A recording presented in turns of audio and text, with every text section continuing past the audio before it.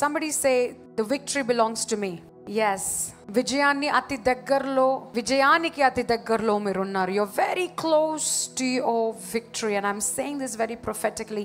You're very close to your victory. Don't give up. ఒకవేళ victory అంటే ఏంటి, అసలు నా డెస్టినేషన్ ఏంటి, నా గురి ఏంటి, వాట్ ఈస్ మై విజన్ అన్ని స్థాయిలో మీరు ఉన్నట్లయితే, then there's a problem with you on how you're seeing God. నువ్వు దేవుణ్ణి ఎలా చూస్తున్నావు అన్న దాన్ని ఈరోజు మనం ప్రశ్నించాలి.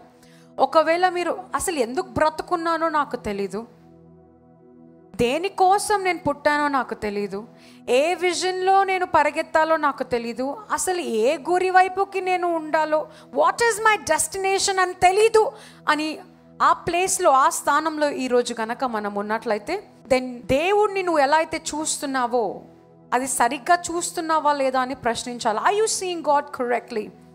Because those who see God correctly will know what are you born for. నువ్వు ఎందుకు పుట్టావు అనేది నీకు ఎదుగుతుండగా నీకు అర్థమవుతూ ఉంటుంది. Okay, I am born for this. For example, when I was doing intermediate and masters, అదే టైంలో నేను 14 yearsలో నేను సేవలోకి వచ్చేసాను అనమాట. I was a worshipper. I used to serve the Lord. And మా ఫ్రెండ్స్ అందరూ డిగ్రీ తర్వాత ఇది చేయాలి అది చేయాలని ప్లాన్లు వేసుకుంటా ఉన్నారు.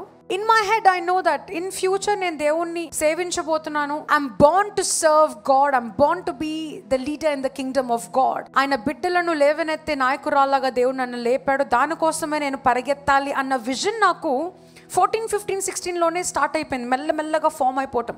So I was not very focus. మా ఫ్రెండ్స్ అందరు సీరియస్గా కాంపిటేటివ్ ఎగ్జామ్స్ రాసేస్తా ఉన్నారు, ఇది రాస్తున్నారు అది రాస్తున్నారు. నేను లైట్ తీసుకున్నా, బికాస్ నాకు తెలుసు అది నా పర్పస్ కాదని. చాలా లైట్ తీసుకున్నా. మా ఫ్రెండ్స్ అందరు, ఏంటి నువ్వు అసలు ఏం అవ్వవా నీ జీవితంలో, ఏం చేయవా? ఈరోజు అలా అన్న వాళ్ళందరూ పెళ్ళిళ్ళు చేసుకొని ఇంట్లో కూర్చుని బాసనలు దొమ్ముకుంటూ లేదా నార్మల్ ఆర్డినరీ లైఫ్ జీవిస్తూ. But when you know your vision, you're very confident. Vision తెలవాలంటే ఫస్ట్ నువ్వు ఎవరిని ఆరాధిస్తున్నావో నీకు తెలియాలి. You should know who your God is. I always say, నీ ప్రార్థనలు ఎప్పుడు కూడా ఇంకో 1 monthలో ఏం జరగాలో అలాంటి దాన్ని ప్రార్థన చేస్తారు, ఇంకో 5 monthsలో ఏం కావాలో దాని గురించి ప్రార్థన చేస్తారు, ఇంకో 1 yearలో ఏం కావాలో దాని గురించి ప్రార్థన చేస్తారు, ఇల్లు కావాలి, కారు కావాలి. These are little things. అలా చిన్న చిన్న ప్రార్థన చేసావనుకో, that means you only know God as someone who forgives. నిన్ను క్షమించే దేవుడు అని మాత్రమే తెలుసుకున్న వ్యక్తిగా ఉంటావు. లేదా నిన్ను ఆశీర్వదిస్తాడు, మిరకిల్స్ చేసే దేవుడు అనుకుంటే అద్భుతాల కోసం ప్రార్థన చేస్తారు. నాకు కారు కావాలి, నాకు ఇల్లు కావాలి, నాకు పెళ్లి కావాలి, మంచి పిల్లలు పుట్టాలి అని ఈ రౌండ్లోనే ఉంటుంది. ఈ సర్కిల్ దాటి మీరు ప్రార్థించట్లేదు అంటే that means you don't know God deeply. ఇంకా డీప్గా మీకు అర్థం కావట్లేదు for multiple reasons. Number 1, you're not understanding God deeply because you're not reading the word of God.